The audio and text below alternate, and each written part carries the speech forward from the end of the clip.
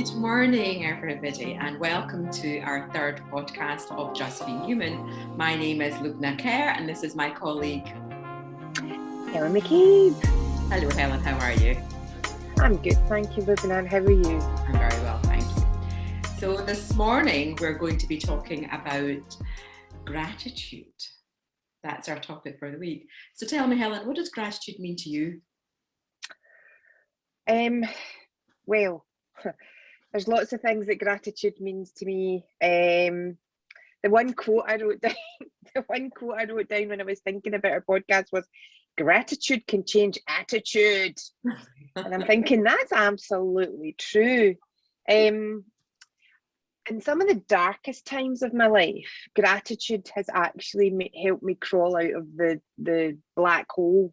If I haven't mentioned before, I've suffered on and off all my life with depression. Very dark place to go. But some days you just wake up being grateful that you've opened your eyes. Other days you wake up and you're grateful that you can breathe. And I think being grateful, it shifts your focus slightly from being negative. And I know that sounds a bit daft, being grateful for air, being grateful for the sunshine, being grateful for a bed to sleep in. But there's a lot of people around the world that haven't got, they've got air to breathe, but that's probably about it. We're very privileged in the West to have roofs and beds and all the things that we have in the West. So being grateful,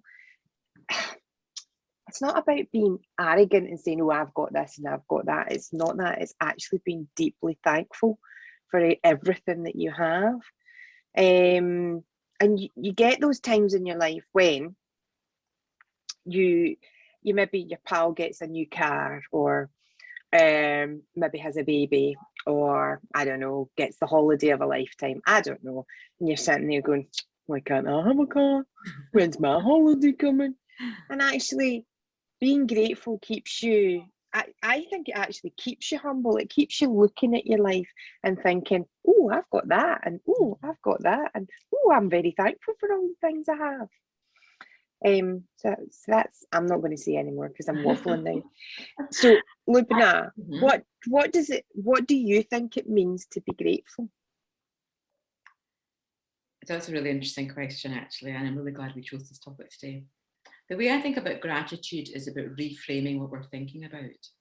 So if we see something and we are either jealous or envious or want that, like you were saying, your friend's got a car, it's about reframing those thoughts. So rather than thinking, "Oh my God, Helen, you've got such a big car, why can't I have that?" I think, well, actually, I'm really grateful for my car that I've got because it's never let me down. It's always got me from wherever I want to go, up down the country. So it's about refocusing and looking at your life and just looking at all the wonderful things that you have in our life, because we tend to take them for granted. And I think that's really really important that that we frame what we're looking at and we see the positives in our life. And that puts you in a better place emotionally. Because if I am jealous for you having a new car, then that doesn't put me in a very good place. The energy that I'm giving out is negative and it's toxic and resentful. Whereas if I then look into myself and say, "Oh my God, I have this lovely Toyota Aventus I've had for 6 years. It's so absolutely wonderful." The energy that I'm giving out is actually one of positivity. And then that's going to then attract more positivity into my life. Whereas if I drive about in my car and I'm like, I wish I had Helen's car, that might end up having an accident or something because I'm resentful. So that's just an example of where you can have gratitude. And it's such a small example, but we can apply gratitude to every and any part of our life. I think you're absolutely right. It's funny because I'm scribbling down wee things that come into my head when we're talking. All you can see is the top of my head. Sorry. So you said reframing what we're thinking and refocusing, and actually bringing, you're absolutely right. What you've talked about is gratitude brings us back to ourselves. And obviously jealousy is a feeling, and it's something that we all struggle with from time to time. I don't live there though. I can acknowledge that, I really like their car. And I remember once talking to a friend, and she had a beautiful big house, 3 kids, husband, big cars, you name it. And I was slightly jealous, but I just wanted her to know I appreciated her. You mentioned something about where resentment came from and jealousy. Do you want to talk a wee bit more about that? Well, I was just saying that jealousy and resentment are come from a place of fear, a place of ego, and gratitude is most definitely from a place of love. And obviously, just my journey myself has been trying to come more from a place of love than a place of fear, which obviously we all feel fear and we all feel love. So, well, we should all feel fear and we should all feel love. Some of us live in one and the other, and well, yeah. I think the thing about gratitude is that it can, if you're feeling upset about something, and rather than it raise your blood pressure or get you more angry and more resentful, actually it gives us the opportunity to calm those negative emotions down. So if somebody has really upset you about something, then if you can just pause for a moment and look inside and say, actually, you know what, I'm really grateful that I've got a car that gets me from A to B, or I'm really grateful that I've got so many friends. I'm really grateful for this house. I'm really grateful for being alive. And actually what it does, it will bring your blood pressure down, because what happens is that when we're grateful, and a hormone inside us called oxytocin is released, and that hormone then will actually bring our blood pressure down. The research has shown that. And oxytocin is also called the kindness hormone.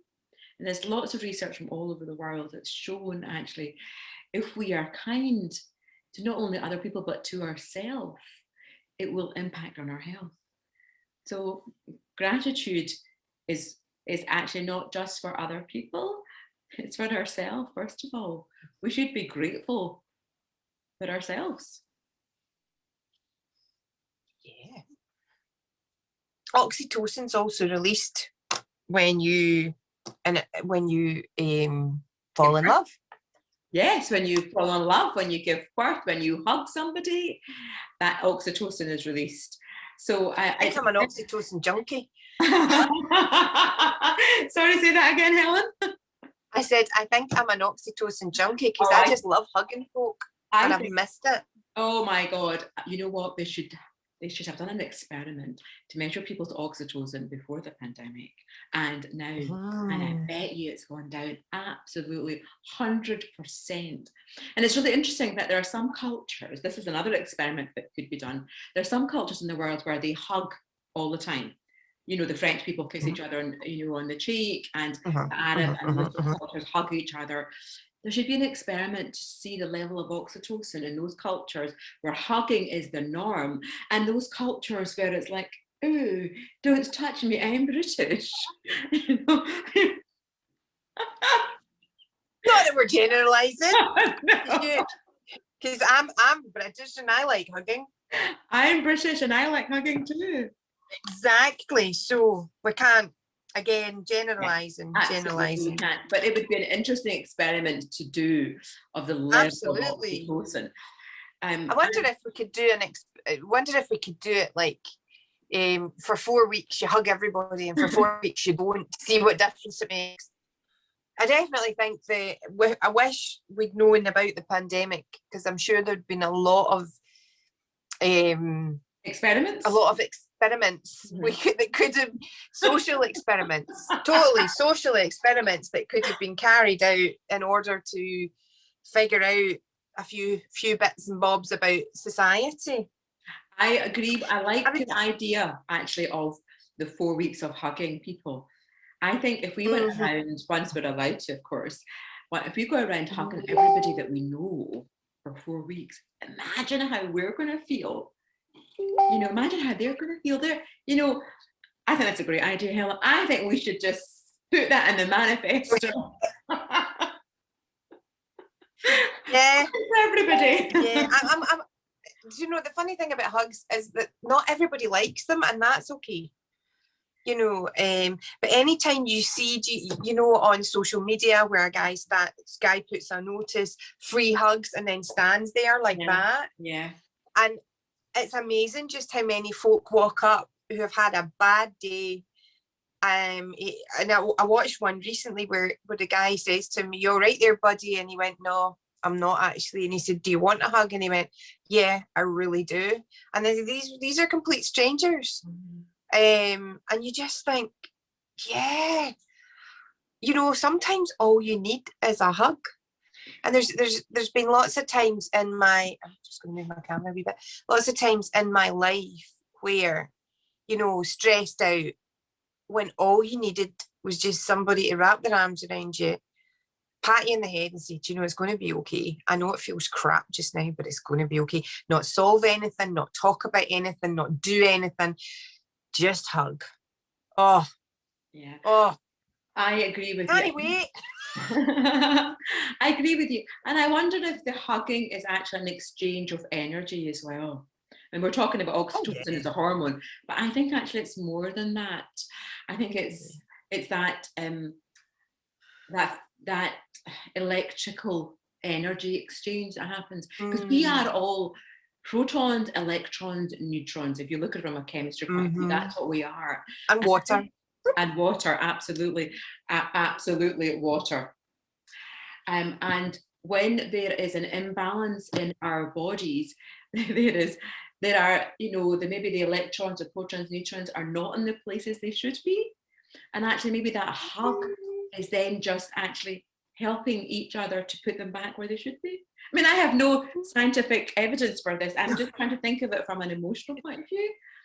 I think that sounds valid point. For myself, I definitely know it's a level of physical intimacy without being romantic with somebody. Does that make sense? Yeah. Oh, it's helpful if it is a romantic partner, but it doesn't have to be. It can be hugging a friend or your brother or your father or whatever, you know. And I mean, there's been several times in work. I know this sounds really daft because work should be a professional place, but we are all just being human. And there's some days when you've had maybe to feedback. I sometimes have to feedback some really horrible information to parents about the development of their children, and it's heartbreaking and people get upset. And sometimes you just walk into the office and I've actually asked, "Can I have a hug, please?" That's all I've asked. I said, "I don't want to talk about anything. I just need a hug." And how do people react when you say that? Depends who I ask. There's certain folk I ask. There's certain folk I ask that will just say, "Could I just have a hug, please?" In fact, recently that's changed as well. And at work, I think, just because you're not allowed to hug anybody. But yeah, so I don't know if I'll feel comfortable when we go back to ask for a hug. I don't know. Don't know if I've changed. Maybe that exchange of energy thing that you're talking about, maybe that's, and also I've been a lot more well without hugging people as well. I've got emotionally, I'm missing hugging folk, but I think it's about being discerning about who you hug. Maybe just keep it to family and close friends rather than everybody, because I'm sorry, but you're all full of germs, you people out there. Now who's generalizing, Helen? So I understand. I think some people are more susceptible to catching things than others. You okay there? Yeah, I'm just shutting my door because it was creaking. Creaking? Yeah, who cares? Who wants a creaky door? I wasn't. This reminds me of my creaky joints. Sorry. You were talking about being selective about who you were going to hug. Yeah, and I think, to be honest, that goes with just generally the things I've been learning about my own boundaries, that type of thing. And I think now I've got some boundaries, and now I've got some things in place to protect me. I think discernment, again, that comes into it, being discerning. I think definitely, being discerning. Choosing who And you I want think to hug. I think part of what you're saying is absolutely right about the energy exchange. Now, I'm quite an emotional person. I'm quite an empathic person, and I'll hug somebody and I feel depleted after it. So I think one of the things I can't do from now on is to have that as part of my life. I need my energy. I need to stay strong for myself. So that's interesting about depleting your energy. Now, Reiki. So when I'm going to meet somebody, or if I'm going to see a patient or a client, and I know they're going to be that, that heart sync person that everybody knows that they have in their life. When you see them, your heart sinks, whether it's a patient or a friend or a client. Yeah, that face, absolutely. Well, what I do from a Reiki point of view is I emotionally wrap myself in a cloak made of the hardest metal possible, right? Wow. Platinum probably platinum or 100% gold, or something that is going to, that my energy is going to be kept within me, and their negative energy is going to bounce off that hard cloak and bounce back to them. So I'm not then actually absorbing their energy. And I tell people to do that. If you're going to meet even maybe a family member who is going to give you a hard time, or is going to make you feel bad because they're in a bad place and they just want to shove all their negativity onto you, then do that. Wrap yourself physically, visualize you wrapping yourself in a cloak of the hardest metal possible, and actually you're not going to absorb their negativity, and you're not going to lose your positivity. You'll be able to converse with them, and they'll never know any different. And you'll not feel afterwards, oh my God, like, how some people are energy vampires, is what I call them. They come and they just go, Yeah. You won't be affected by energy vampires. And people when you've met an energy vampire, because you feel so rubbish. So that would be my suggestion. You feel quite exhausted afterwards, don't you? Absolutely. So that would be my suggestion to you, Helen. When we're allowed to go back to hugging, make sure you wrap yourself in a cloak of a sort. Well,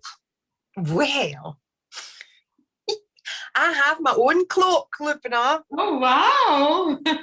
Here's one I made earlier. Here's one. Mine's not made of metal though.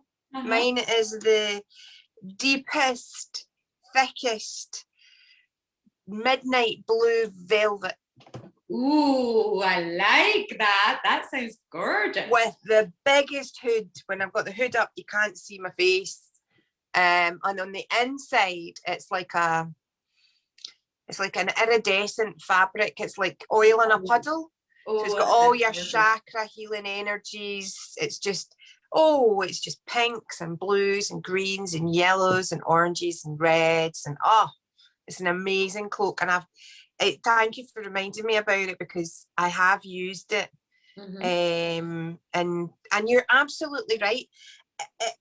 It's now, some folk out there might be thinking, what are you two on, right? But if you use your imagination to protect yourself, and that's what we're doing with our cloaks. We also do, I've also gone into communications with other people, having practiced what I'm going to say in my head. So I stay calm, because one of the things that I'm accused of is being hypersensitive and over emotional. So if I can stay calm, those people who accuse me of that, then our communication is slightly different. I also think people think victim or something for the drama triangle. I'm not really very sure. Anyway, transactional analysis, go and have a look at it. But protecting yourself, there's sometimes when people who are hypercritical of you, or you feel that they're hypercritical of you, they maybe think that they're trying to do something positive for you, and that's okay. But I have in the past had somebody what I felt was being hypercritical of me, and watched their words bounce off my coat, off my cloak. I've Brilliant. actually physically imagined their words bouncing off the cloak. Oh, And what that allowed me to do was protect me emotionally, protect my wee sensitive side, protect me emotionally, in which case I wasn't then reacting to what they were saying. absolutely. I was thinking and processing rather than doing that. Rather than Do that again, Helen. Do that again. What did you do? Have you learned that from your guinea You pig?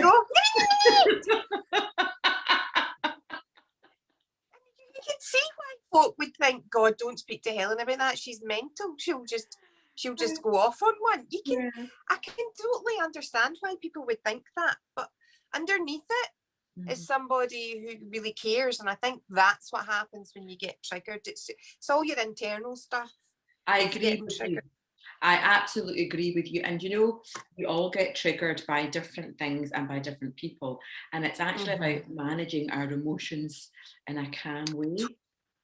Totally. And if we have this blue velvet cloak that you're talking about, which sounds absolutely gorgeous, I want one of them, absolutely. Or you have the gold cloak. I'll make you one.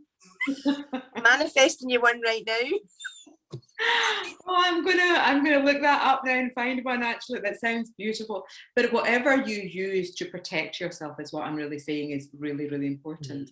And the more you protect yourself, the more you grow as an individual. Because then when somebody does come to you with a snarky comment or critical view or just being horrible, actually you don't react. Now I got I got an apology from somebody yesterday, but it wasn't a true apology, because at the end of it, he made a snide comment, a critical snide comment. So it wasn't really an apology. It was just him basically saying, he's right, you know, he's right. And by the way, this is you, you know. And I haven't in the past, I would be a, keyboard warrior replying back. And you know what? I just let it go. I just absolutely let it go. And I've not replied. And then I know. And then what? He messaged me again, and I still haven't replied. And I've just let it go, because there is no point in continuing this conversation. No. Because all it's going to do is, it's a pointless conversation, because all he wants you, all that person, what I'm saying he, I don't know if it's a man or a woman, I think you said he, but all that person wants you to do is agree with them. No, they want you to tell them that they're right and you're wrong. Absolutely. And to be honest, if you don't feel that way, why should you be authentically to yourself? Absolutely. Why should you go against your authenticity in that regard? Absolutely, Helen. And I haven't, because actually you've hit it on the nail. He wants me to say, because of his ego, he wants me to say that he is right. And I'm thinking to myself, actually, you're talking bullshit, but I'm not going to say anything because he's not in the place to hear that. And he might never be in the place to hear that. And that is absolutely his loss. So it's actually... You can say, you could say, your point of view is interesting, and just leave it at that. Yeah, and that's not you. No, it's not that. It's I don't want to keep the conversation going, because it's not fair enough. Anything. No, if it's not, what do you call it? If it's not, oh, for God's sake, word finding difficulties, bloody hell. Oh, I'll come back to it. It's not leading anywhere, and he's the sort of person who's not going to want to hear anybody else's opinion. So there's sometimes, I'm grateful that I have the ability to not always want the last word. We're talking about gratitude, right? This is how simple gratitude can be. I'm so grateful that actually I can let somebody else have the last word, apart from in our conversations, Helen.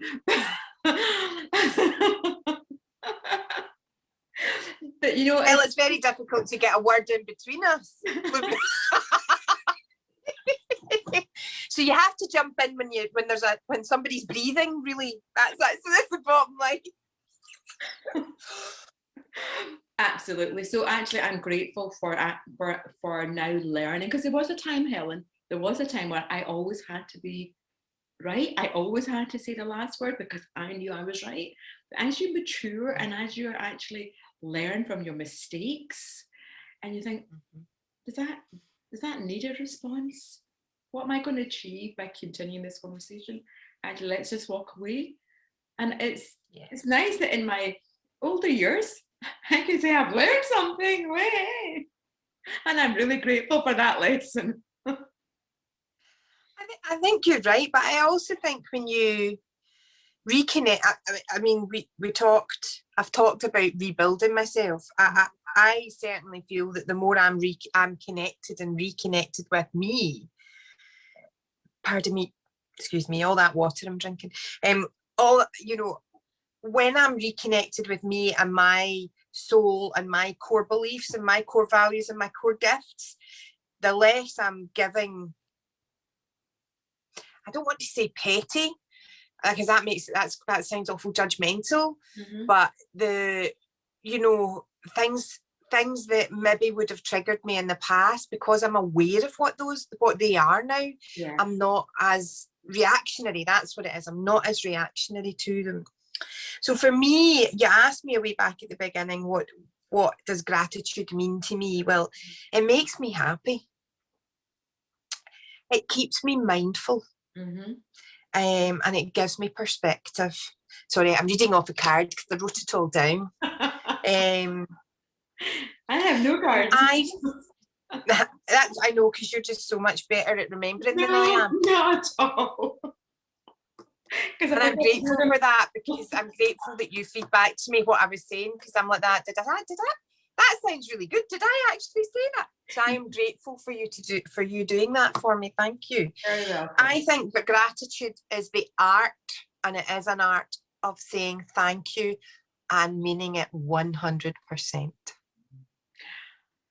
I love that. I love that you saying that gratitude is the art of saying thank you.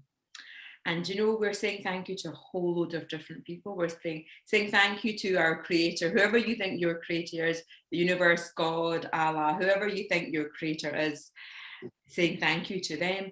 But also you're saying thank you to yourself as well. Yeah. Because if we don't thank ourselves, gratitude is like charity, I feel. It begins at home. Brilliant. Yeah, absolutely. And if we are grateful to ourselves, for being who we are, then that oxytocin level increases, and then we feel better about ourselves, and then we can actually look around and say, oh my God, I'm so grateful that I'm having this conversation with Helen. I'm so grateful that we've started this podcast called Just Being Human. I'm so grateful that actually we've got the ability to talk. I'm so grateful that we're able to connect, despite some of our Wi-Fi being a bit dodgy. So I think there's a phrase used in the book, The Secret Attitude of Gratitude, and I think you mentioned that earlier.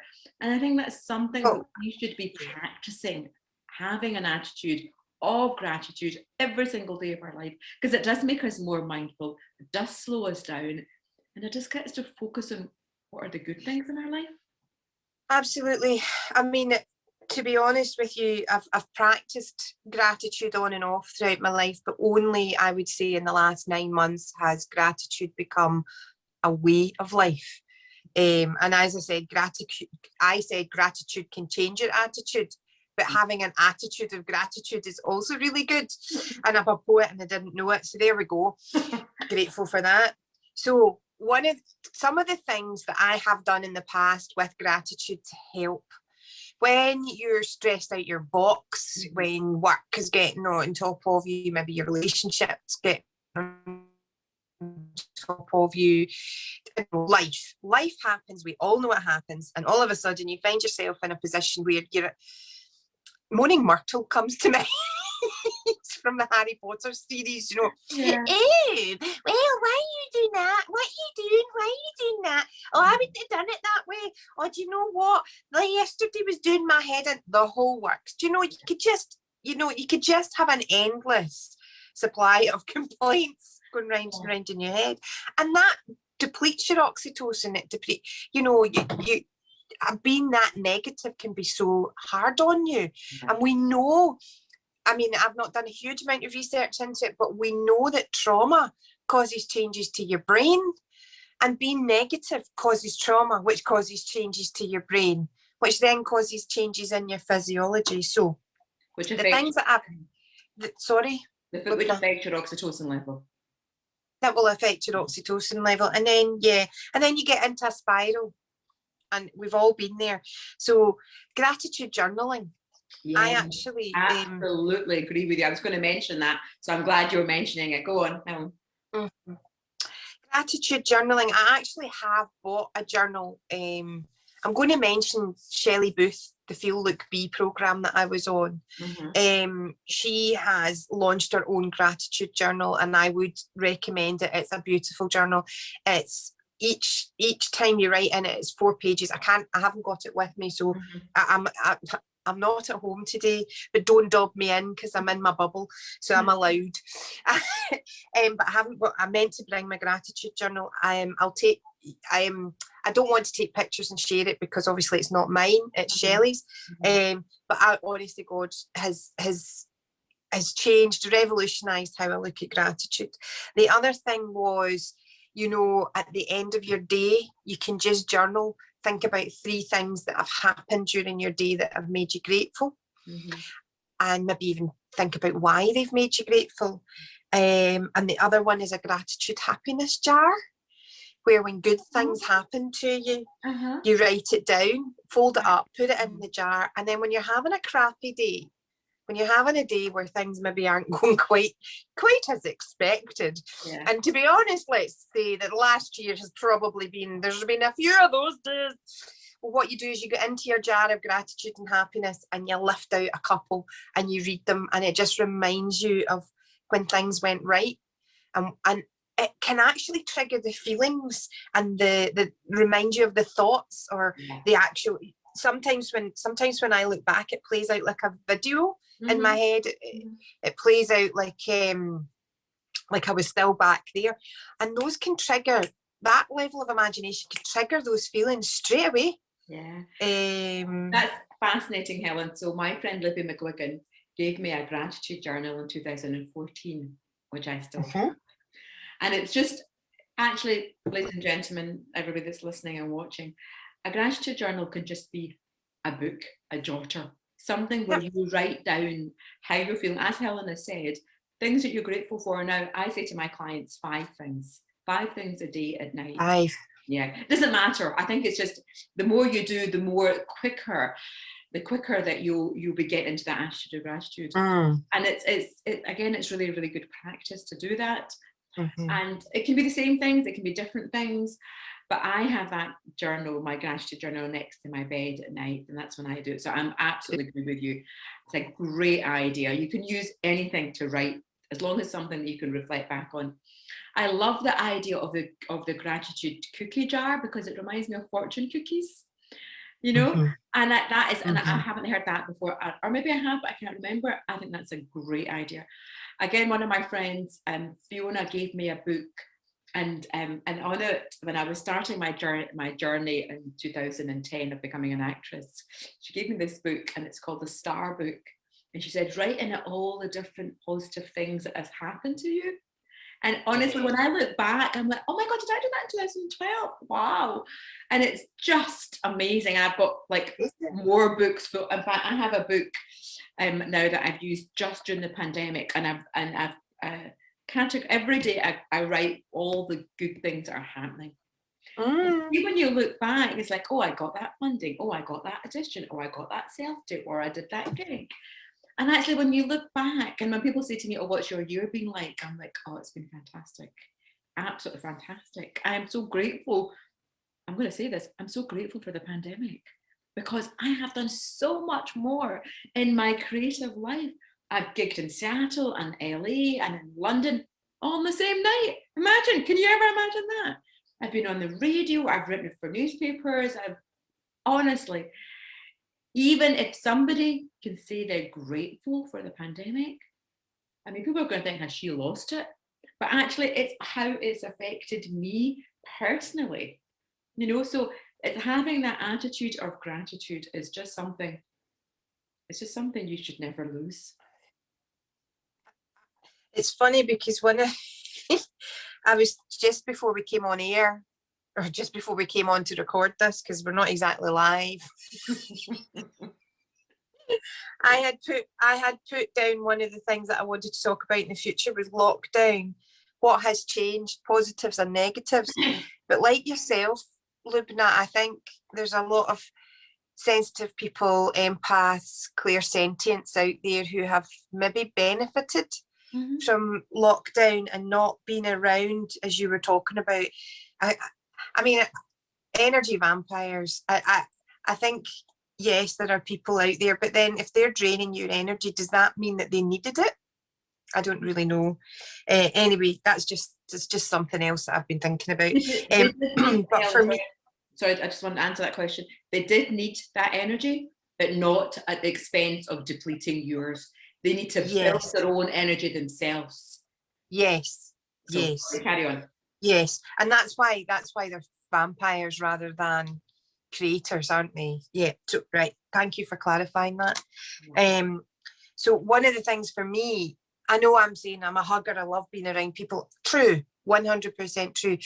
But when I'm around people, I'm not concentrating on me. I'm concentrating on them. So what this lockdown pandemic has actually allowed me to do is concentrate on me, putting my velvet cloak on when I need to, shoring up my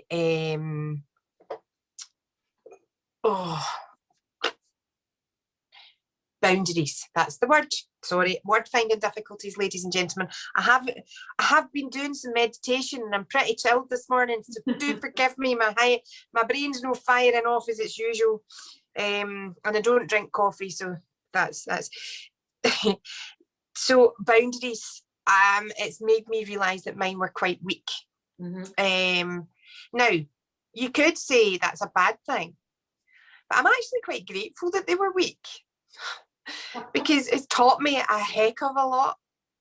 It's given me the opportunity to, sometimes experience quite painful things, but it's given me those experiences and now I'm learning from them. And again, it's about knowing what's for me, what's good for me, what I'll tolerate, what I won't tolerate, what I will stay with and what I'll walk away from. And I've got to be honest, for our listeners, it's been difficult. I'm not going to say that, but it has been an incredible journey. And I can now say things like received with gratitude to people when they're giving me a compliment. Thank you. I'll receive that with gratitude. And I was complimented just before I finished. I was complimented at work. I got a new job. It's a leadership role. I'm the head of the service now. The service had been shut for nine months, and we were in a meeting with, it was a retirement. It wasn't shut for any other reason. It was shut for a retirement. And when I listed everything that I'd managed to get up and running again, one of the people in the meeting thanked me for my hard work. And I'm talking my manager, the lead for speech and language therapy, both adults and children's services, the head of audiology and his lead physician, right, all in this meeting. And I went, I'm just going to stop you there. I'm just going to soak up your thanks. Aww, that's so lovely. Now, I did that, right? And I was like, you are a nut job. You are a nut job. Do you know something? I needed them to know that not only was I aware of how hard me and the team had worked, but I was also grateful for receiving their thanks and their praise. They needed to know that. Yeah. That's lovely, Helen, because it would have made them feel good as well, because they were Absolutely, totally grateful for all the work that you have done. But it's Totally. yeah, but it's really important for them to hear that you were receiving that with gratitude. Mm-hmm. That's absolutely Mm-hmm. brilliant. To go back slightly to what you were saying about what we've learned in the pandemic about boundaries, I absolutely agree with you that because we've had time to think about relationships and people and how we would react, I agree. I have learned to re-establish some of my weak boundaries, and I'm very, very grateful to have had that time to be able to do that, because when your boundaries are weak, people then tend to walk over you, and that then makes you feel absolutely really poor. So having had the time to do the work inside and say, you know, where are my boundaries? What am I prepared to put up with? What is an absolute no-go? What will I not tolerate? And actually say that's okay. These boundaries are good. These boundaries are required. I need them because they make me feel valued. And that's so, so important about making yourself feel valued. So I am so grateful to have had this time in the pandemic to work on my boundaries and actually to make me feel valued. And I know that sounds so bizarre because I'm like, oh, well, Lubna, do not value yourself. Of course I value myself, but perhaps I didn't value myself as much as I should have. And I am like, do you know what? I'm so worth my time. If you want to spend time with me, you better value me because I know I'm worth so much more. And if you're going to give me any shit, well, you're away. And so I'm really grateful to have learned this lesson. So yeah, it's interesting, isn't it? What conversations come out. I didn't think we were going to talk about valuing. No, we were talking about gratitude, but one of the things as you rightfully said, you were talking about people walking over you, and I literally wrote down, it makes you question your worth. We are on the same wavelength, Helen. And honest to God, literally the next thing out your mouth was just what I was thinking. I was like, that's weird. That's how empathic we both are. That's what empathy means. The other thing is about being unapologetic about your boundaries. The only people benefiting from your weak boundaries are usually the people that will get really shitty and arsey when you start reinforcing or I don't know whether it's reinforcing those boundaries or rebuilding them, whatever. But as soon as somebody who's been benefiting from a weak boundary, as soon as they come up against it, they don't like it very much. And I'm not just saying that from my point of view, because I've come up against other people's boundaries and I'm a wee bit like, oh, hang on a wee minute, that doesn't suit me. And then you're thinking, well, actually, it suits them. And you can either keep kicking at it, or you can just accept it and learn to compromise. Compromise, that's a really interesting word. Absolutely. I totally agree. Boundaries are there for both people, not just for yourself. Yes. Other people's boundaries need to be respected as well, totally. And if their boundaries were weak and you're now struggling with them, then actually that's a lesson for you. And you should be grateful for actually being taught that lesson. So I think that boundaries are something that we've all struggled with, and this time where we've been in lockdown has given us that opportunity to strengthen our boundaries and to actually look inside ourselves and say, you know, what are we prepared to put up with? What are we going to? What are we not going to, you know, put up with? And put up the boundaries and value ourselves and be grateful for it. So I think I definitely. Sorry. We've got 5 minutes left. So I wonder if we wanted to sort of sum up some of the things that we've discussed. I was just going to say that there's not an awful lot of folk out there whose boundaries irritate me. I would like to say that because I'm quite a respectful person, and I don't know whether we're intuitively feeling people's boundaries or what have you, but I haven't come across an awful lot of boundaries in other people that I can't work with. I don't know if that makes sense, but just recently there's been a lot of people who've come across my new boundaries who don't like it. We don't like it at all. Yeah. So for me, gratitude is something you need to practice. You need to recognize when you're grateful and hold on to it. And it's just like anything, anything that we've talked about, Lubna, it all takes practice. You're going to get it right some days are going to feel shocking, other days are going to feel, woohoo, got this, nailed it. And other days you're going to be like, did I ever have it? But be grateful for all the opportunities that those bring you, to be grateful, to practice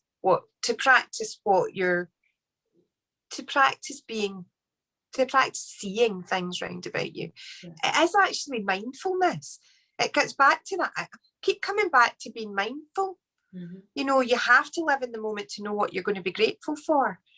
And obviously just the three, three things. I would start with 3, because sometimes 5 can feel like a bridge too far. So you can build up. You can be grateful for as many things as you like. It might even just start at 1. Depends where you are in your own journey. So if you can be grateful and write down what you're grateful for, the gratitude happiness jar and a gratitude journal. If you could, I would challenge anybody to try one or all of those and not end up in a different place in 3 or 4 weeks' time.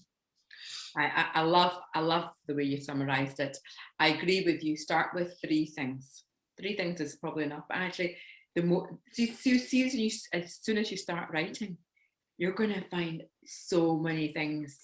Yeah, and there's not a wrong number. You put 12 things. You can write 12 one day, and you can write 7, the next day. Yeah, absolutely. And you will. And I think I would like people who are listening to this to write down how they feel at the start of their gratitude journey. How are they actually physically feeling? And if they could score themselves from 0 to 10, and 10 is like the top and 0 is the bottom, obviously, and then just say, well, actually, I'm feeling maybe 5 or 4, whatever it is they're feeling, and then do the gratitude journaling for 4 weeks and reassess themselves. It'd be really interesting to see, even if they've moved from 5 to 6 or 5 to 7 or whatever they've moved, then they will see the benefit of that. And I think that, gratitude is something that is underestimated. The power of gratitude is underestimated. And now that we've explained and shared that actually there's a physiological benefit because it increases your oxytocin level, there is an emotional benefit because it's increasing our positive energy. And people will want to be around us, because when your positive energy rises, you become that beacon of light that we spoke about in the first episode. You become that beacon. It's not coming up. I need to take my background off. You need to be the beacon of what you want to attract. Absolutely. So you become the beacon of light, and the brighter you shine, the more people are going to want to come around you. And that's when you have to make sure that you're wearing that cloak to bounce off any negativity. But actually, people will come to you because they see you as a positive, happy person.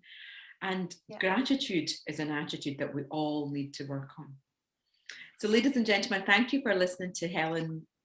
Sorry, did you want to say something else? There was just one more thing. I just wanted to add to what you were saying about where you're at.